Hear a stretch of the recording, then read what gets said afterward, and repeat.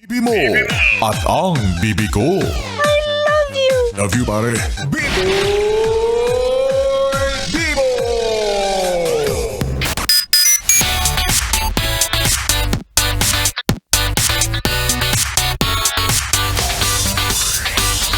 Yes, pre!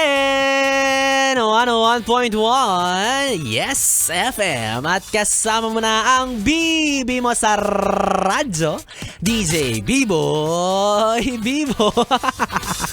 Tag-ulan na nga talaga. Narinig niyo yung kulog sa boses ko.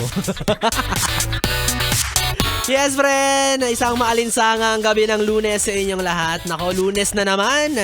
Bitin na bitin talaga yung 7 araw sa isang linggo. Bakit kasi yung araw sa isang linggo di na lang gawing 8? Diba? Tapos karamihan sa mga araw na yun, puro pahinga mo kasi ang makakasama mo ay laging ako. Wow! Kapal ng mukha ni B-Boy, no? Di ka sure.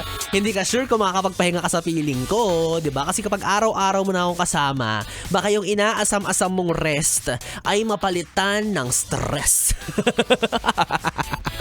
Ang init-init na nga ng panahon, no? Idadagdag mo pa ako sa magpapainit ng katawan mo. Wrestling daw, sabi ni Kuya Diyos mo, nakakainis. Diba? Oo, karamihan sa atin ngayon nagiinit yung katawan. Kaya para ang sarap-sarap tumambay sa mga air-conditioned na lugar kagaya ng mall. Diba? Saan pa ba malamig? Sa City Hall. Sa City Hall. Tumambay sa City Hall, sa office ni Mayor. O pwede rin naman dito sa booth ng Yes FM. Kung makikita nyo yung temperatura ng dalawa naming aircon na nakasinde ay 19 degrees Celsius tsaka 20 degrees Celsius. Diba? Ang tipid-tipid namin sa kuryente. Ang liit-liit ng boot. Dalawa aircon. Kasi papawisin po yung singit ni B-Boy Bibo. Sorry na. Para sa akin talaga yung dalawang aircon na yan.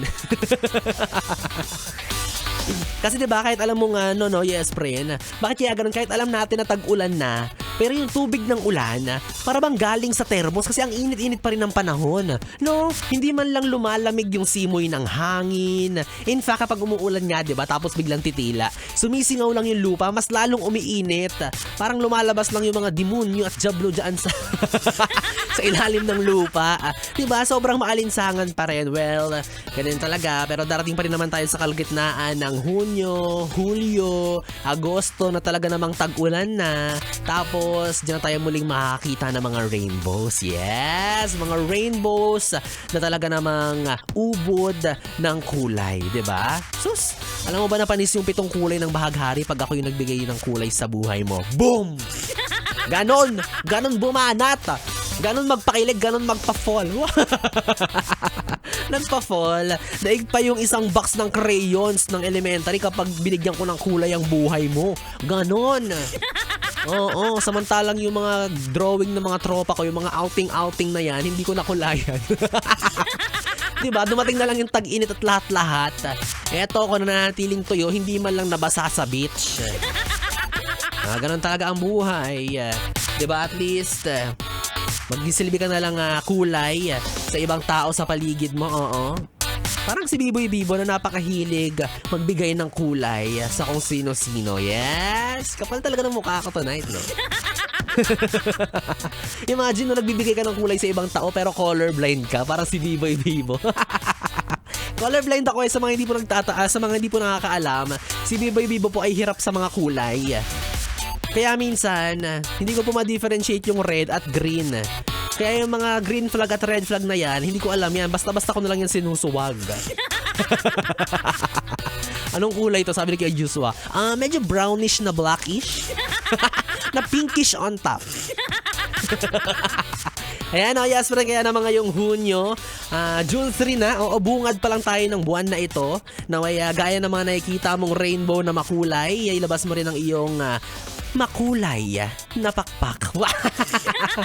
May makulay na pakpak, diba? Ilabas mo, ibagaspas mo ang iyong tunay na kulay para sa mas masagana at masayang buhay. Ganon. Kaso maldita ka, kaya ang napala mo puro kaaway.